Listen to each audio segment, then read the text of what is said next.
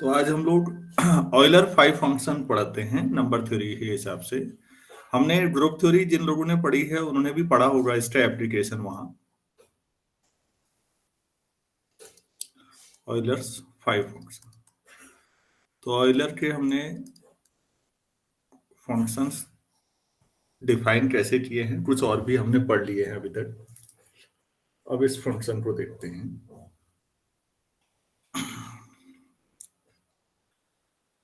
Five one सभी लोग जानते होंगे कि वन होता है, और फाइव एन अगर एन वन से बड़ा है तो फाइव एन कितना होता है, क्या लिखते हैं बच्चों? Number of elements ji.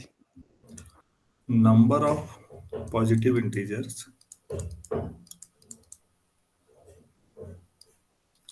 Less than n and relatively prime to N.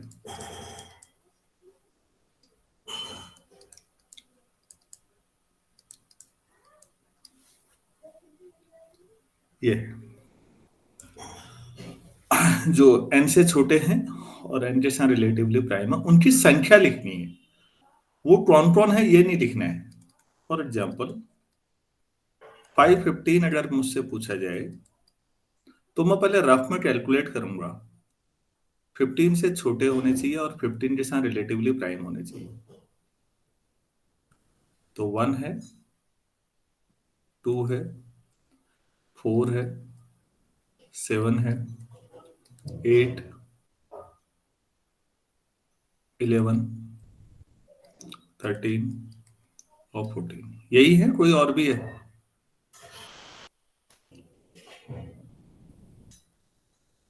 Yes sir. तो 515 8 आ जाएगा।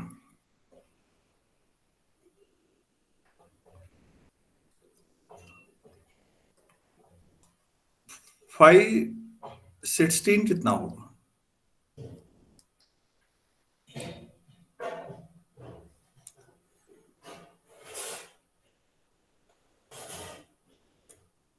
8। वो भी 8 है। Yes sir. अच्छा, 513 कितना होगा? 12। 12।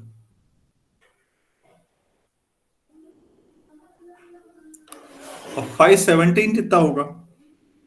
16। 16। क्या 5 मोनोटोनिकली इंक्रीजिंग फंक्शन है? No sir. No sir. क्या 5 मोनोटोनिकली डिक्रीजिंग फंक्शन है? No sir. No sir. दोनों चीजें ध्यान में रखनी है। मोनोटोनिक वे में ना तो इंक्रीजिंग आ रहा है ना डिक्रीजिंग आ रहा है। 5 की वैल्यू ज्यादा तब बढ़ रही है, पीक तब आ रहे हैं जब जहां प्राइम नंबर आ रहे हैं। जहां प्राइम होंगे तो प्राइम तो सभी के साथ रिलेटिवली प्राइम होंगे, तो उससे तो उसमें रिलेटिवली प्राइम टू डेफिनेशन पे जाइए। रिलेटिवली प्राइम टू एन तो सभी हो जाएंगे प्राइम में, बट लेस देन एन ढूंढना होता है फिर। तो इसका मतलब कोई प्राइम नंबर अगर 13 है तो उससे उससे छोटे सभी रिलेटिवली प्राइम ही हुए। तो बस संख्या देख लो, अगर 29 है तो टोटल 5 29 28 आ जाएगा, उससे एक कम तक सभी आ जाएंगे फिर। क्यों आ जाएंगे? क्योंकि आधा पोर्शन तो ऑब्वियस था रिलेटिवली प्राइम टू एन, आधा ही ढूंढना था लेस देन एन। इस वजह से प्राइम नंबर के साथ एकदम बढ़ जाती है संख्या और बाकी जगह संख्याएं फिर घटने लगती हैं। तो जो अगर केमिस्ट्री का कोई बच्चा इसको पढ़े तो उनके जो ग्राफ होते हैं ना, वो पीक आती है, स्पेक्ट्रम जब पढ़ाते हैं वो, तो वो फिर बढ़ जाता है, फिर थोड़ी देर ऐसे रहता है, फिर ऐसे बढ़ जाता है, ऐसे, फिर ये ऐसे बढ़ जाता है। इस टाइप का समझिएगा कुछ। यहाँ भी 5 फंक्शन के साथ ऐसा होता है। ये किसी पर्टिकुलर जोन में इंक्रीजिंग डिक्रीजिंग हो सकता है, बाकी प्राइम नंबर बढ़ने के साथ ये बढ़ता जाता है। तो प्राइम के साथ इसका खास रिलेशन हुआ। तो अब वो क्या है रिलेशनशिप, उसको देखते हैं। और दूसरा ये कि ये भी मल्टीप्लिकेटिव फंक्शन है, क्योंकि आप लोगों ने गौर किया था मल्टीप्लिकेटिव होने पे प्रॉपर्टी बहुत ज्यादा थी। बल्कि असली प्रॉपर्टीज ही हम मल्टीप्लिकेटिव के साथ कर पाए थे वहां भी। मोबियस इन्वर्जन पढ़ा हमने, टाउ फंक्शन, सिग्मा फंक्शन, अभी तक जो हमने पढ़े हुए हैं पहले। तो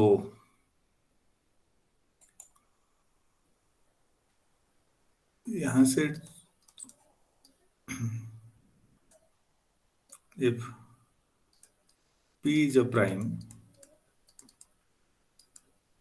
and k is positive integer, then positive लिख रहे हैं हम। रियल एनालिसिस में जब हम पॉजिटिव लिखते हैं बच्चों, तो हम इंटीजर ही नहीं लेते, हम बाकी नंबर भी लेते हैं। लेकिन नंबर थ्योरी में जब हम इससे बड़ा ले रहे हैं तो हम मान के चल रहे हैं हर जो हम ले इंटीजर ही रहे हैं, तो लिख नहीं रहे हैं भले ही। तो मैं 5 प्राइम की पावर k जो होगा वो प्राइम की पावर k माइनस प्राइम की पावर k माइनस 1 होगा, या प्राइम की power k times 1 minus 1 upon P, क्योंकि पी की पावर k कॉमन ले लो, ऐसा भी कह सकते हैं। इसे प्रूफ करना है। प्राइम पर तो खाली प्राइम पर तो ऊपर हमने बात कर ली थी अभी कि 5p p माइनस 1 आता है, वो डेफिनेशन से ही क्लियर था, तो मैंने उस पर ज्यादा ड्रॉ नहीं किया। ये p है, कोई 10 ना समझ ले। 5p p माइनस 1 है, वो तो ठीक है। p की पावर कुछ है, मतलब कोई नेचुरल नंबर है, तो कितना होगा तो वो बताना है।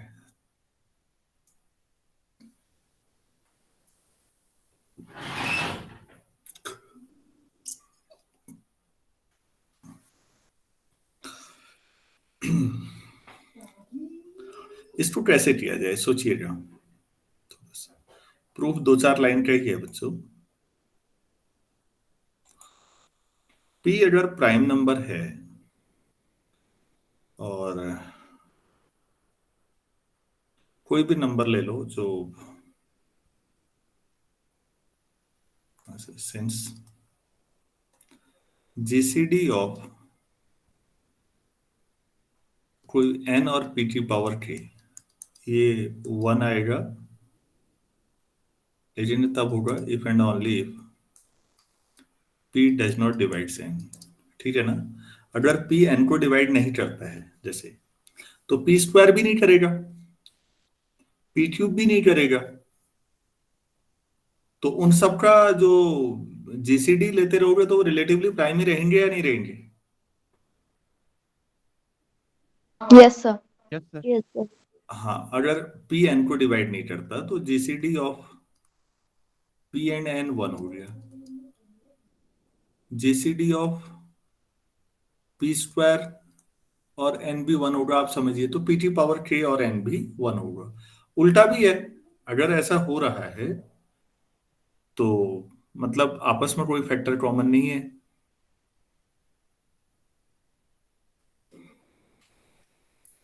अच्छा, अब 1 और p की पावर k, 1 और p की पावर k में वो कौन कौन नंबर हैं जो p से डिवाइड हो जाएंगे, वो सोचो। पहले डिवाइड वाले सोच लो, फिर नहीं डिवाइड होने वाले सोच लेंगे। Sir, p की पावर सारी P 1 की से power p to the power k तक। k minus 1. Since p 2p 3p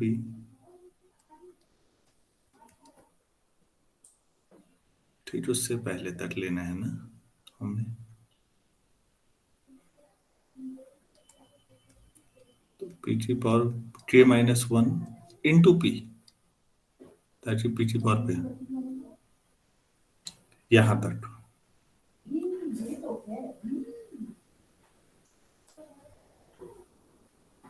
और divisible by p,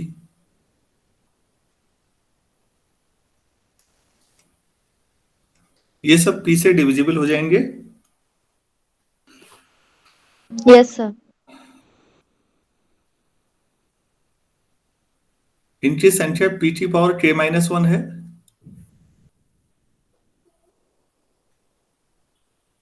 Yes, Yes, sir. sir. तो एस में ये सेट ये मान लेते हैं 2p 3p up to p power k minus 1 times p। तो फिर कार्डिनलिटी ऑफ एस मतलब एस टी एलिमेंट्स की संख्या p पावर k माइनस 1 हो जाएगी। p इनको डिवाइड करता है।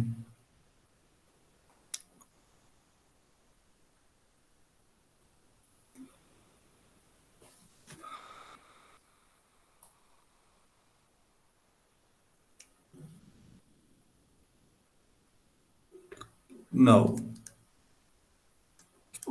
8 सेट मान लेता हूँ टी, इसमें 1 2 3 up to p power k। तो फिर जो s है वो t का ही सबसेट हुआ और इसमें 1 से लेके p पावर k तक सभी आ गए हैं। जो डिवाइड होने वाले थे p से वो सब s में आ चुके हैं, तो जो बाकी बचे होंगे वो डिवाइड नहीं होने वाले बचे होंगे। So t contains p to the power k total element थे और p पावर k माइनस 1 वो थे जो डिविजिबल हैं। तो इतने होंगे जो डिविजिबल नहीं होंगे p। दिस टेंस दिस इतने integers which are relatively prime to p की पावर k, मतलब p के साथ है तो p की पावर k के साथ भी है, which are relatively prime to p to the power k।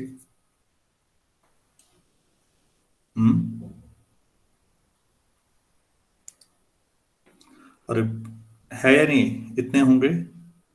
So Yes. Yes, sir. by definition of phi function यही है जो सॉरी नीचे ले जो उससे छोटे हैं और इसके साथ रिलेटिवली प्राइम है। तो यही संख्या हो गई फिर pj माइनस pj माइनस 1। आप ऐसे लिखें या pj पावर के कॉमन ले ले तो 1 माइनस 1 अपॉन p।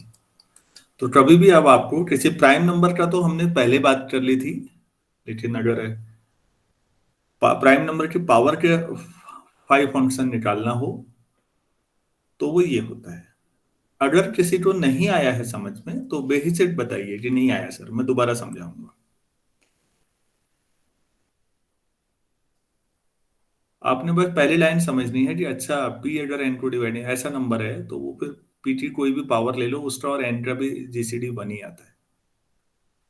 तो 1 से लेके p की पावर k तक कलेक्शन है t, उसमें से वो एलिमेंट में s में रखे हमने जो p से या p की पावर k से डिवाइड हो जा रहे हैं।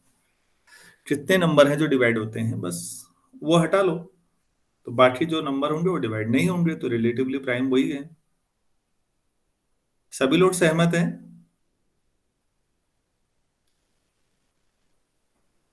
Yes, sir. तो फिर एक छोटा सा सवाल दे रहा हूं मैं प्रैक्टिस के लिए।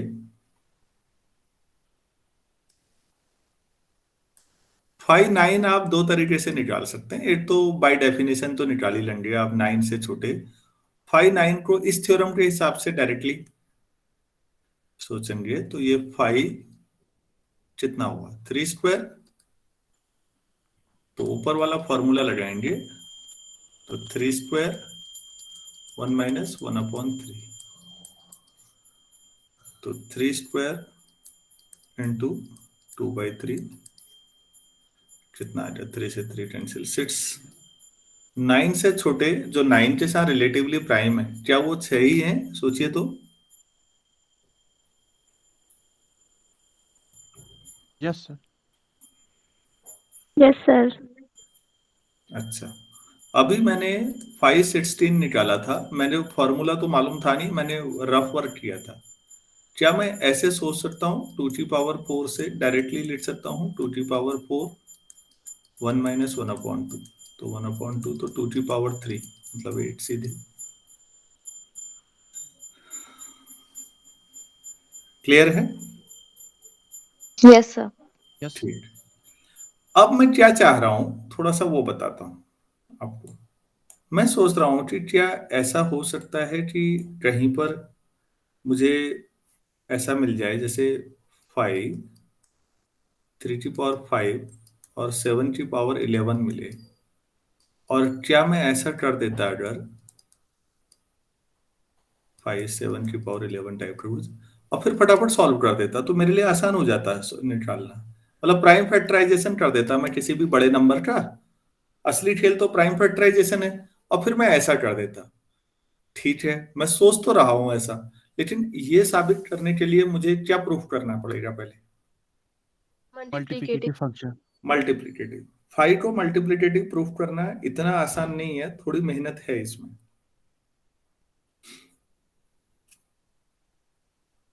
तो वो मेहनत जो है, तो उसके लिए फिर मुझे थोड़ा सा पहले एक लेमा प्रूफ करना पड़ेगा। उस लेमा के बाद 5 को मल्टीप्लिकेटिव करेंगे, और फिर आप देखेंगे कि अच्छा, अभी तो हम छोटे छोटे नंबर्स का 5 फंक्शन निकाल पाते हैं, जब भी हम लोग ग्रुप थ्योरी पढ़ते हैं वहां भी। लेकिन हम बड़े नंबर को भी प्राइम फैक्टराइजेशन से ऐसा लिख के अलग अलग कर सकते हैं। हमने ये पढ़ाना चाहिए था पहले, उस दिन मिस हुआ ये। यही मैं कहना चाह रहा था आज शुरुआत में। तो फिर मुझे एक लेमा करनी है पहले। तो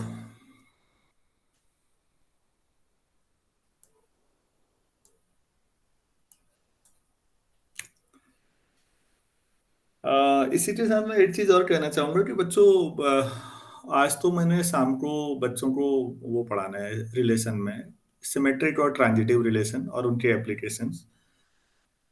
नेक्स्ट लेक्चर जो होगा, अगर वो कल होगा, तो number of reflexive relation, number of symmetric relation, किसी सेट में कितने रिफ्लेक्सिव हो सकते हैं, कितने सिमेट्रिक हो सकते हैं, कितने रिफ्लेक्सिव एंड सिमेट्रिक हो सकते हैं, कितने ट्रांजिटिव हो सकते हैं, equivalence relation, total number of relation, इस तरह के जो सवाल होते हैं काउंटिंग, उस पे प्रूफ के साथ मैं कराऊंगा। तो आप लोग उसको ध्यान रखिएगा। वो आज नहीं होगा, आज केवल रिफ्लेक्स सिमेट्रिक और ट्रांजिटिव क्या होते हैं और उनके कुछ क्वेश्चंस होंगे। ट्रांजिटिव तो कई बच्चों को दिक्कत करता है, तो वो जरूर अटेंड करें उसे भी। चलिए हम आगे बढ़ते हैं। लेमा ये है, गिवन इंटीजर्स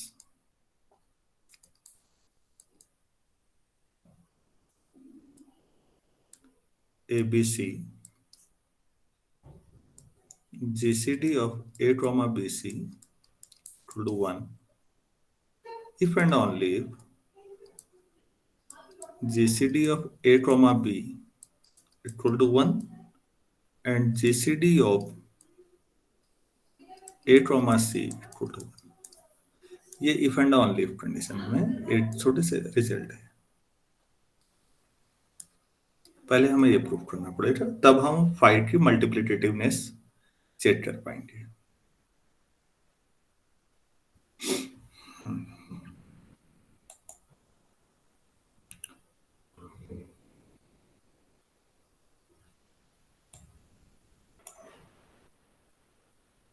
चलिए ठीक है, तो एक तरफ से लेके चलते हैं, इफ पार्ट लेके चलते हैं पहले। Suppose GCD of A comma BC equal to 1।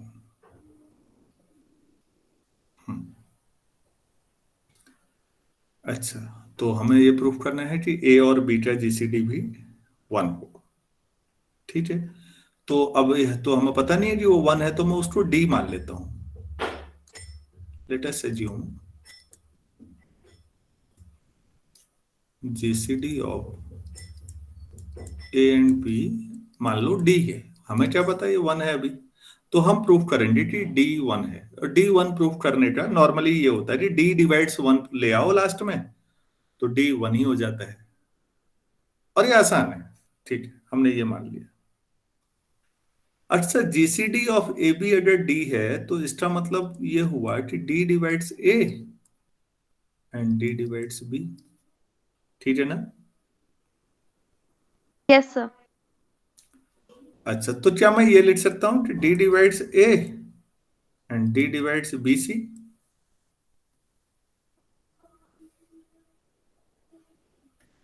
Yes, sir.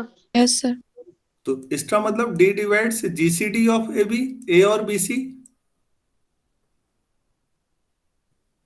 अगर कोई नंबर कोई दो संख्याओं को डिवाइड करता है तो उनके जीसीडी को भी डिवाइड करेगा या नहीं? Yes sir. तो GCD of A comma B C कितना है? तो 1. लिख सर दो 1। भाई। हाँ बस हो गया यार, आसान है बच्चों, घबराओ मत। तो डी डिवाइड्स वन, और इसका मतलब ही हुआ कि डी वन होगा। मैं दूसरा नहीं कर रहा हूं, अब आप कर लेंगे उसे, ए और सी वाला। Yes sir. Yes, sir. Similarly we can prove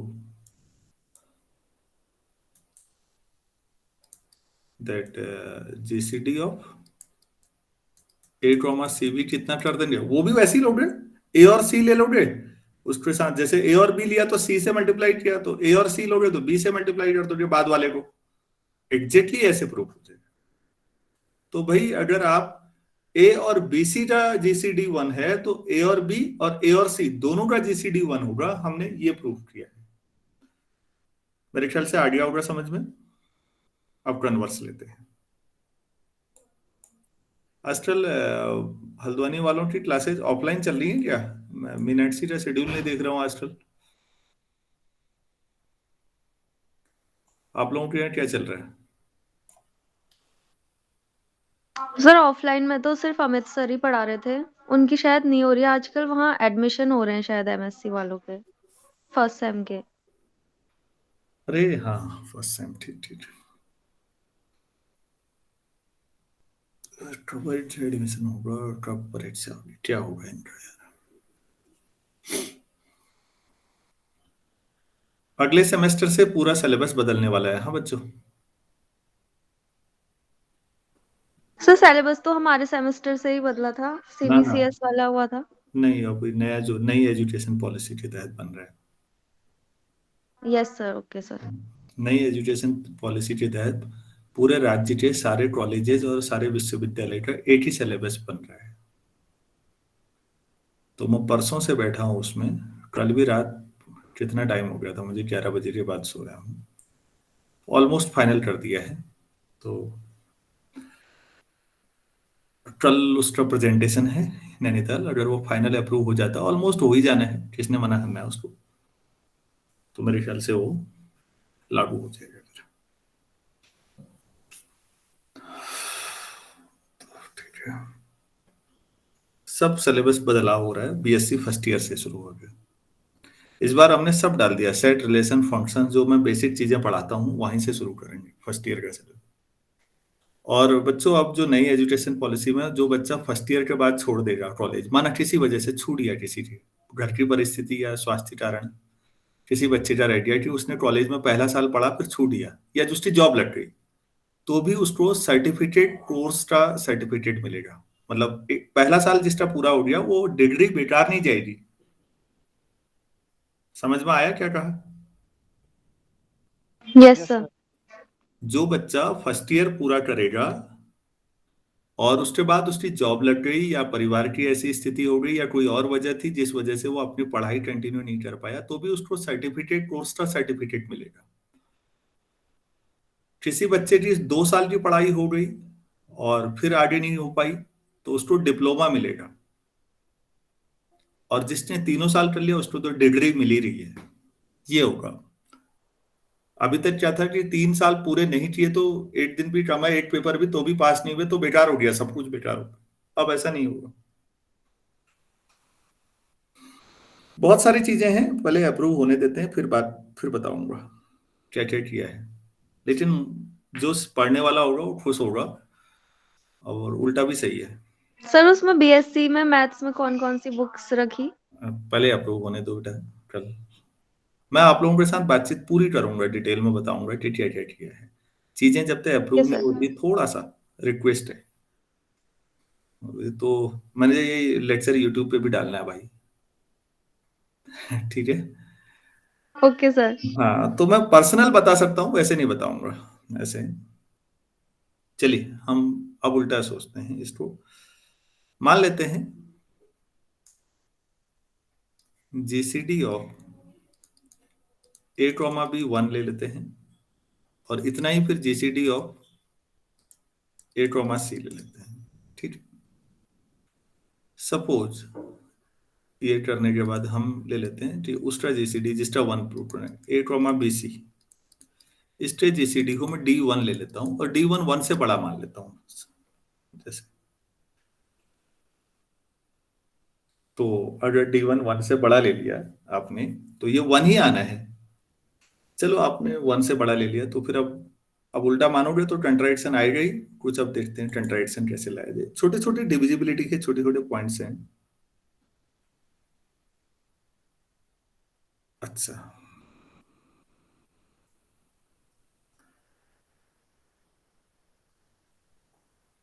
तो D1 का अगर D1 1 से बड़ा है तो कोई ना कोई प्राइम 1 से बड़ा कोई भी नंबर लीजिए आप, नेचुरल नंबर, उसका एक प्राइम डिवाइजर तो होगा ही होगा ना कम से कम। यस 1 से बड़ा कोई भी नंबर सोचो, जैसे 2 ले लो, 1 से बड़ा जाहिर सी बात है 2, तो 2 का प्राइम डिवाइजर है या नहीं कोई? मतलब डिवाइजर भी हो और प्राइम भी हो, ऐसा कोई है? अरे भाई 2 खुद ही तो हुआ अपना, प्राइम भी हुआ और डिवाइजर भी हुआ या नहीं? Yes sir. 3 के साथ भी है। 4 ले लो, चलो वो तो कंपोजिट है, तो भी 4 का कोई प्राइम डिवाइजर है या नहीं? Yes sir. Yes sir. हाँ बच्चों, सभी समझ रहे हैं ना, 1 से बड़ा कोई भी नंबर लेंगे उसका कम से कम 8 तो प्राइम डिवाइजर होगा ना। Yes sir. तो आप कह रहे हैं कि ये जो D1 है ये 1 से बड़ा है, इसका मतलब क्या हुआ? D1 must have a prime divisor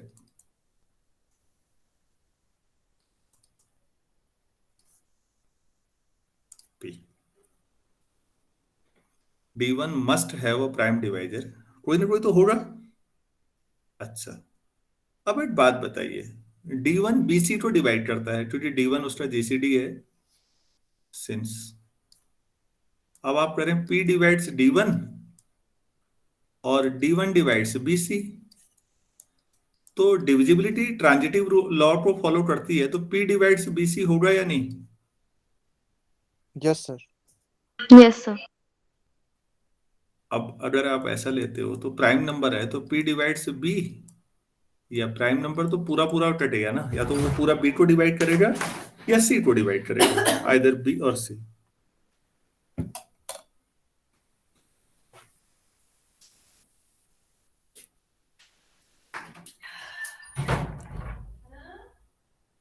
तो फिर और यहीं पर ये भी देखो, GCD D1 है, अरे ये भी तो लिखना था, ऑल्सो GCD D1 है तो D1 A को भी डिवाइड करता है, तो यहां भी P डिवाइड्स A आएगा। तो now P divides A and P divides B, या फिर P divides A and P divides C, ऐसा चलेगा क्यों? Yes sir. तो इसका मतलब हुआ GCD जो होगा A और B का, वो या तो P होगा या उससे बड़ा ही होगा, और यहां भी GCD A और C का P होगा या उससे बड़ा ही होगा, होगा या नहीं? Yes sir. हेलो, बाकी लोग समझ पा रहे हैं बच्चों, या नहीं समझ रहे हैं? तो नहीं समझ रहे हैं भी कह दीजिएगा प्लीज, ताकि मैं और सोचूं कैसे समझाना है। B को डिवाइड कर रहा है या C को, उधर P A को भी करेगा, तो P A को करेगा और B को करेगा, तो या तो P होगा GCD या फिर P से भी कोई बड़ा नंबर होगा। सभी लोग सहमत हैं इस बात पे? Yes sir. Yes sir. तो बच्चों ये दोनों ही लाइनें, ये हो या ये हो, ये कंट्राडिक्शन हो गया या नहीं हो गया? सबसे ऊपर जो लिखा है आपने उसके साथ। Yes sir. तो फिर A और BC का GCD 1 से बड़ा लेना गलत था। A और BC का GCD आपने D1 लिया और वो 1 से बड़ा ले लिया, बस हो गया। ये ट्रांजैक्शन है।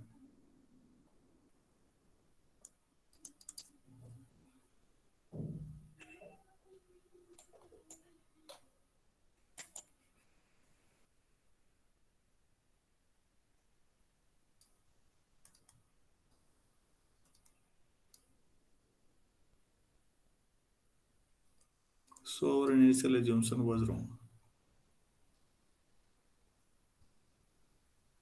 अगर ये गलत है तो फिर इसका मतलब GCD of A comma BC भी 1 ही होगा। तो अब आप दोनों तरफ से रिजल्ट ध्यान से समझिए। कभी भी कोई ए और किसी बीसी का एक तरफ 8 नंबर है, एक तरफ 2 नंबरों का प्रोडक्ट है, अगर उनका जीसीडी 1 आ रहा है तो वो पहले नंबर के साथ बाकी दोनों का भी 1 ही आएगा। आप इसको 2 की जो है 3 के साथ भी आप सोचिए ना, आप चीजें डेवलप कैसे होती है कि एक तरफ ए हो और एक तरफ बीसीडी हो, तो क्या मैं तब भी नियम बना सकता हूं बच्चों? Yes sir.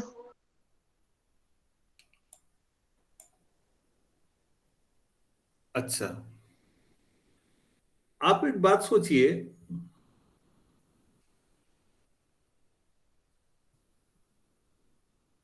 मैं ये कह रहा हूं कि जीसीडी ऑफ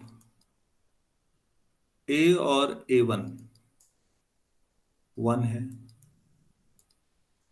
और जीसीडी ऑफ ए और AN भी 1 है सबके साथ। तो जीसीडी ऑफ ए तो एक साथ अलग और A1 A2 AN भी 1 होगा या नहीं होगा?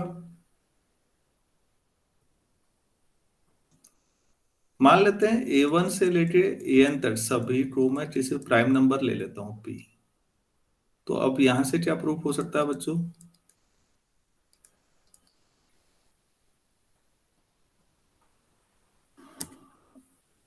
A का अगर P के साथ जीसीडी 1 आ जाएगा तो A का P की किसी भी पावर के साथ भी जीसीडी 1 आ जाएगा। ये वैसा ही रिजल्ट आया अभी। Yes sir. तो आप इसे बढ़ा लीजिए, जनरलाइज कर लीजिए अपने हिसाब से। भाई ध्यान रखिए, हम फाइनाइट के लिए काम कर रहे हैं। कितना ही बड़ा ले ले, फाइनाइट। नंबर थ्योरी और दूसरा क्या था, रियल एनालिसिस में जो अंतर है, रियल आपको हमेशा मजबूर करती है कि n टेंडिंग टू इन्फिनिटी पे क्या होगा ये बताओ, और यही उसकी खासियत भी है, यही उसकी सुंदरता भी है। इसी में मजा भी आता है कि रियल में अनएक्सपेक्टेड मिलने लगता है n टेंड्स टू इन्फिनिटी में। लेकिन अगर आप नंबर थ्योरी पढ़ें, इतना बता सकता हूं कि इसको हम बीएससी में लाने जा रहे हैं नंबर थ्योरी को। इस बार बीएससी में पढ़ानी पड़ेगी, ऑप्शनल रखेंगे। नंबर थ्योरी और डिस्क्रीट मैथमेटिक्स में खास ये है कि आप फाइनाइट के साथ काम कर रहे होते हैं जनरली। एनालिसिस के साथ जो है वहां आप इनफाइनाइट के साथ काम कर रहे होते हैं। डिस्क्रीट मैथ्स कहाँ पढ़ी आप लोगों ने? कौन से सेमेस्टर में होती थी या होती है, ऐसा मालूम है? सर नाम तो सुना है बट बीएससी एमएससी में अभी तक तो नहीं पढ़ी सर, शायद एमएससी में ऑप्शनल में है। अच्छा, डिस्क्रीट मैथ्स पढ़ाई जानी चाहिए क्योंकि फाइनाइट के साथ भी काम करना आना चाहिए। और मेरा तो मानना है पहले फाइनाइट ही पढ़ाया जाना चाहिए था। जब फाइनाइट बच्चों को अच्छी तरह समझ में आ जाए तब इनफाइनाइट ले जाना चाहिए था।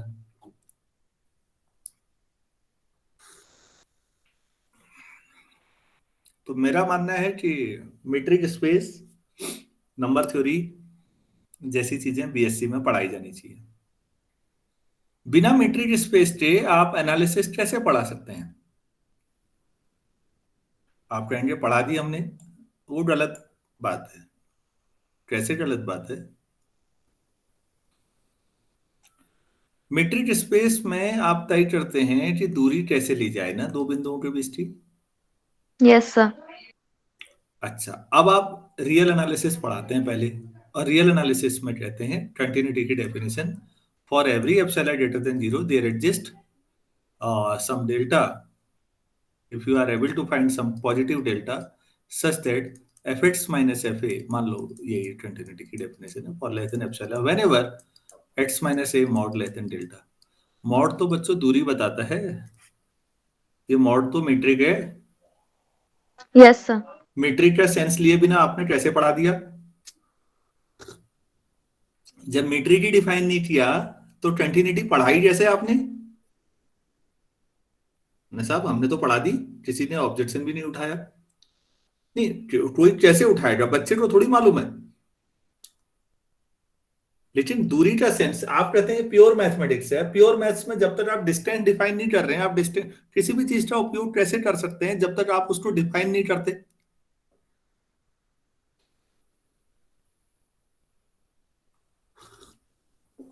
सवाल समझ में आया या नहीं आया? Yes sir. यही काम आप कन्वर्जेंस ऑफ सीक्वेंस में भी करते हैं गड़बड़।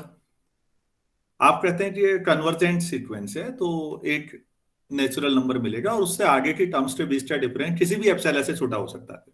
आप एप्सिलॉन चूज करिए, एप्सिलॉन चैलेंज देता है, मैं रिस्पॉन्स दूंगा, उसके बाद मैं बताऊंगा कि कैसे आता है। Yes sir. हाँ, लेकिन जो आप डेफिनेशन यूज करते हैं उसके बाद कि this minus this mod less than epsilon whenever और every N greater than equal to N type का कुछ जो भी लेते हैं, आप सोचिए वो भी तो मॉड आप जहां ले रहे हैं वो मीट्रिक है। आपने मीट्रिक का नोशन कहीं नहीं पढ़ाया, आपने बताया नहीं मीट्रिक लेना था, दूरी लेनी थी। आपने पूरे रियल एनालिसिस भी पढ़ा डाली, कॉम्प्लेक्स एनालिसिस भी पढ़ा डाली, वहां भी जरूरत पड़ती है हमें, क्योंकि कॉम्प्लेक्स इंटीग्रेशन और एनालिटिक फंक्शन से आगे आप मॉड लेते रहते हैं इंटीग्रेशन में दोनों साइड। बिना मीट्रिक के नोशन के आप एनालिसिस में ये चीजें पढ़ा सकते हैं क्या? आप सोच रहे हैं ना बच्चों, प्रॉब्लम डिजाइनिंग में कहाँ दिक्कत है हमारे सिलेबस डिजाइनिंग में? Yes sir. पहले मीट्रिक पढ़ाया जाना चाहिए। लोग हंसते हैं हम पे, मैं कई जगह गया और मेरी अच्छी खासी मजाक कर दी पुणे में। अच्छा, पूरी रियल पढ़ाते हो, कॉम्प्लेक्स पढ़ाते हो और एमएससी में मीट्रिक स्पेस पढ़ाते हो और फिर कहते हो प्योर भी पढ़ा है तुमने? मैंने, अब सर है फिर अब ऐसा ही क्या करूं, मैं थोड़ी हूं बनाने वाला। और लेकिन ईमानदारी की बात ये थी, उस दिन ही मुझे भी समझ में आया कि हाँ ऐसा होना चाहिए था। और ये सब जॉब में आने के बाद कह रहा हूं बच्चों में। तो हमने अपनी कोशिश की है कि इस बार ये कमियां दूर करें, चीजें वैसे पढ़ाई जानी चाहिए जैसे पढ़ाई जाती हैं। कुछ नहीं करना है, 4 अच्छी यूनिवर्सिटीज का सिलेबस उठाओ, देखो ध्यान से। अब तो खैर अनुभव वैसे ही हो गया है, लेकिन कोई भी कुछ भी पढ़ा रहा है। और एमएससी में आगे कह रहे हैं कि अब आप वो पढ़ाएंगे, मीट्रिक पढ़ाएंगे अलग से। अब पढ़ा के क्या करना, पूरी एनालिसिस तो पहले पढ़ा दी तुमने।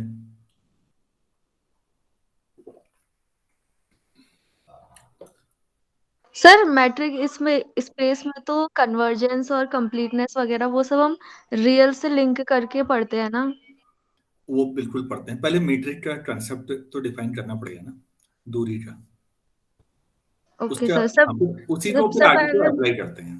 पहले मैट्रिक फिर रियल फिर कन्वर्जेंस। बेटा थोड़ा सा आपके प्रोनाउंसिएशन में थोड़ा सा फॉल्ट है। मैट्रिक की जो मीट्रिक यस। मैट्रिक मैट्रिक्स के लिए, मैट्रिक मैट्रिक्स के लिए कोई बात नहीं। ओके आप सर। लोगों को तो मैं यहीं पर सुधार दे रहा हूं, हमने तो बहुत बाद में सुधारा, आप इसको वैसा मत समझिएगा। जब आप मैट्रिक्स कहते हैं ना, ये वाला, तो वो ये है मैट्रिक्स।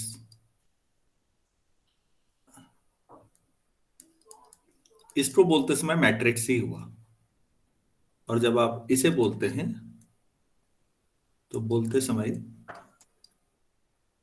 मीट्रिक आना चाहिए। तो प्रोनाउंसिएशन में माइनर फॉल्ट है, लेकिन है, कोई बात नहीं, आप उसको वैसे मत लीजिएगा। मेरा उद्देश्य है मेरे बच्चों को सब कुछ सही तरह से आना चाहिए।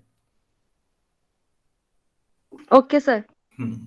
ये मीट्रिक है बच्चों, ऊपर मैट्रिक्स है, बोलते समय ध्यान रखिएगा।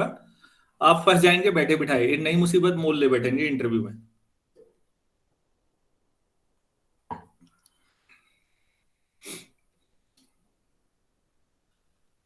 इसीलिए अगर वॉल्टर रूडीन, ये लोग सब बोलते हैं रियल एनालिसिस पढ़ाओ, वॉल्टर रूडीन की अगर कहीं पर भी देखेंगे तो वो कंटिन्यूटी की डेफिनेशन इस तरह से दिए रहते हैं, distance between F X F Y less than epsilon whenever distance between x and y less than delta. Yes sir. Metric है ना, मीट्रिक तुम्हारी इच्छा है तो मॉड वाला लो या कोई और लो। तो रियल एनालिसिस की कोई जो भी स्टैंडर्ड किताब है, अगर आप उसे कभी पढ़ें, और मेरी रिक्वेस्ट है मैथ्स में जाते हो तो पढ़ना जरूर, आज नहीं पढ़ पा रहे हो कोई बात नहीं, अभी पहला उद्देश्य है किसी को जैम क्लियर करना है, किसी को नेट क्लियर करना है, किसी को पीएचडी करनी है, कोई बात नहीं कर लो, उसके बाद लेकिन पढ़ना जरूर, तो आप महसूस करेंगे कि लूप होल कितने ज्यादा थे। तो जो हम नहीं कर पाए बेहतर हो सकता है आप लोग और अच्छा कर पाए।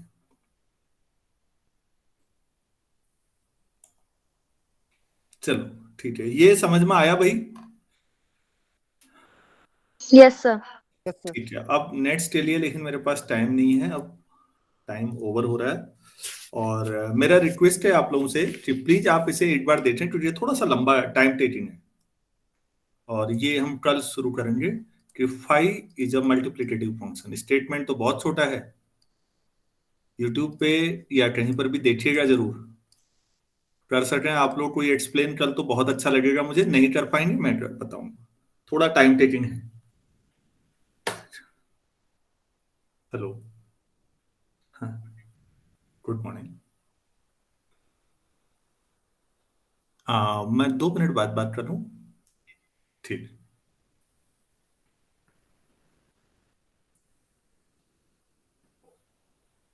तो बच्चों आज इतना ही करें इसमें। Yes sir. तो आप लोग, मैं फिर कह रहा हूं आपसे, प्लीज ये वाला जरूर देखिएगा, आप हो सके तो आप कहीं यूट्यूब में या खुद ट्राई करें या किताब पढ़ें, बहुत अच्छी बात है। आप अगर प्रूफ करा देंगे इसका तो मुझे बहुत अच्छा लगेगा, क्योंकि जो हम प्रूफ करने जा रहे हैं काफी हद तक ना क्रॉसी कंडेंसेशन टेस्ट से जुड़ा हुआ है, और रियल एनालिसिस अगर आपने मेरे साथ पढ़ी थी तो मैंने प्रूफ कराया था, मैं ये नहीं कह रहा हूं एग्जैक्टली वही है। क्रॉसी कंडेंसेशन टेस्ट सीरीज की कन्वर्जेंस प्रूफ करने के लिए एक पावरफुल टूल होता था, और मैंने प्रूफ कराया था उसमें। आप लोग थे अदिति उस समय? Yes sir. तो मैंने वो कराया है, उससे इंस्पायर्ड जैसा लगता है, ये काफी हद तक सिमिलर प्रूफ है, तो इसलिए थोड़ा टाइम टेकिंग है, जल्दी होता मुझे देर हो जाएगी नहीं तो इसलिए मैं अभी इतना ही कर ओके पाऊंगा। सर। चलिए ठीक।